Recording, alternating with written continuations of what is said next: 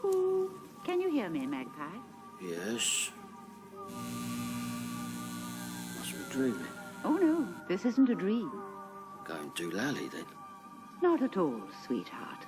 Now, are you sitting comfortably? Good. Then we'll begin.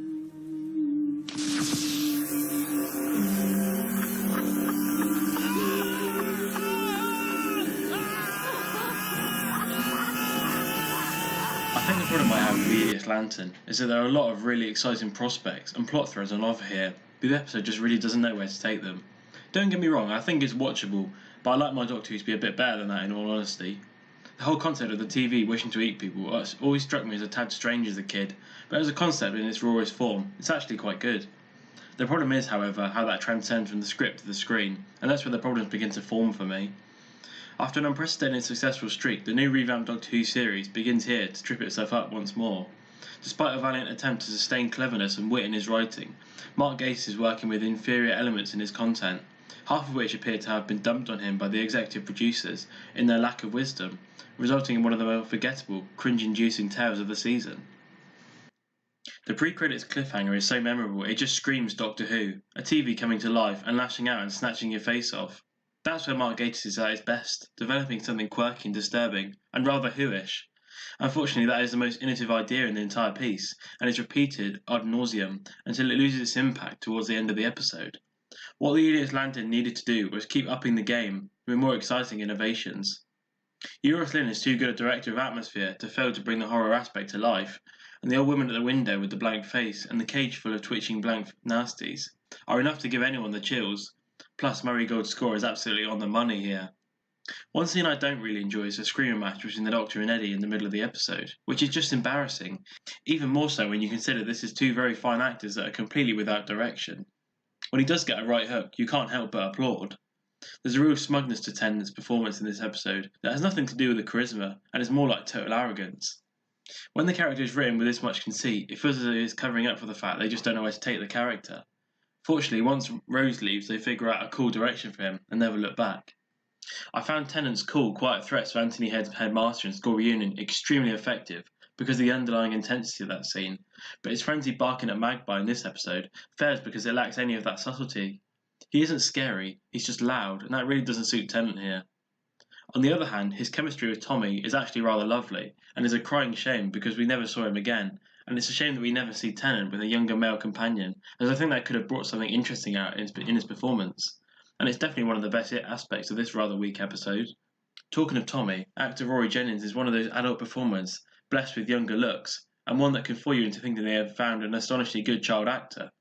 He's fantastic here as Tommy and gets to play the Doctor's assistant at the climax, giving us a peek at how things could have been different if he had hopped aboard at the end of the story. I mean, I wouldn't have complained, and it's actually to Gatiss' credit that I was so involved with his character. So much so that I really wanted to see much more from him.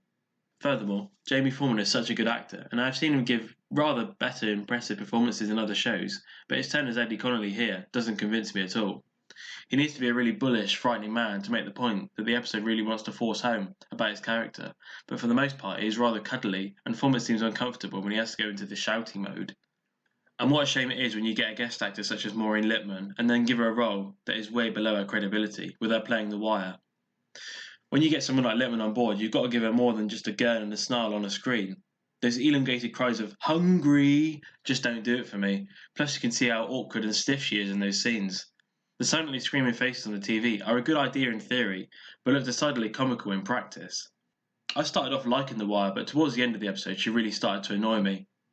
At first she was splendidly sinister, with her slightly out-of-focus face and stilted vocal delivery, a likely homage to those dreadful voice-over they used of public information films.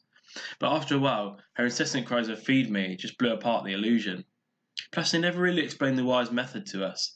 Why were her victims' faces trapped inside TV sets? How do they breathe once their faces have been sucked off? I think the Doctor mentioned something about them ticking over, so I can buy that they perhaps needed less oxygen. But none whatsoever? I also think they overdid the Doctor's dialogue in this episode. I'm not blaming Tennant, he claimed to say the words he's been given, but there's no power on earth that can stop me stuff, which is a bit much. I get that he's all-powerful and time-lordy, and he has a massive TARDIS and whatnot. I'm not sure we need to hear him blowing his own trumpet so loudly here. I enjoyed the Doctor say, "I'd call you a genius, but I'm in the room" in Age of Steel, because although slightly narcissistic, it's meant to have a comedic effect. But shouting out there is no power on earth that can stop you, well, firstly, it's just not true. He gets stopped all the time. If he didn't, there'd be no drama, and thus no show. But more importantly, it just sounds terribly big-headed. If anything, in this story, Tennant is simply functional. However, I'm definitely a fan of the massive quiff he sports here. Fantastic. The story needed a clever ending to give this episode some much needed punch, but instead it kicks off the annual new series fascination with sticking the Doctor at a great height and fighting the elements. This sequence goes on for far too long, with some horrendous Lippmann gurgling intercutting the action. It lacks any kind of depth or visual appeal, and when the joke eventually strikes, the first VHS, it isn't very funny at all. Plus, Murray Gold feels the need to wallpaper all over the cracks, with a definitely epic score that goes on and on and on. I'm not quite sure what happened to Magpie at the climax also. Death by TV airwave, maybe? Suffice to say, I wasn't very impressed at all. Overall, with credentials like this, it's a shame that the episode doesn't hang together better than it does. Written by Mark Gatiss and directed by one of New Who's finest directors in Euros Lyn, and featuring an evocative location, a villain played by Maureen Lipman, and lots of scary bits. This two-parted just precedes it. There is an awkwardness in both the script and the presentation that holds it back from any greatness. The tone is all over the place, touching on everything from teen musical, pure soap drama, horror, film noir, spy movies, and finally action-adventure. Rather than focusing on doing one thing well, it tries to do a lot of things in rather ad hoc fashion. If anything, it left me feeling aimless and unsatisfied, as it tried to do too much and delivered so little. On a scene-by-scene basis, it can be very good and very watchable, but stitching all these genres together is an uncomfortable experience, and actually is a massive shame. Rory Jennings is exceptional in his role as Tommy though, and as I have stated, he would have made an awesome companion. This episode certainly has its moments, with some very great high concepts in there, but just didn't have the conviction to really excel. I give this episode a 5.5 out of 10.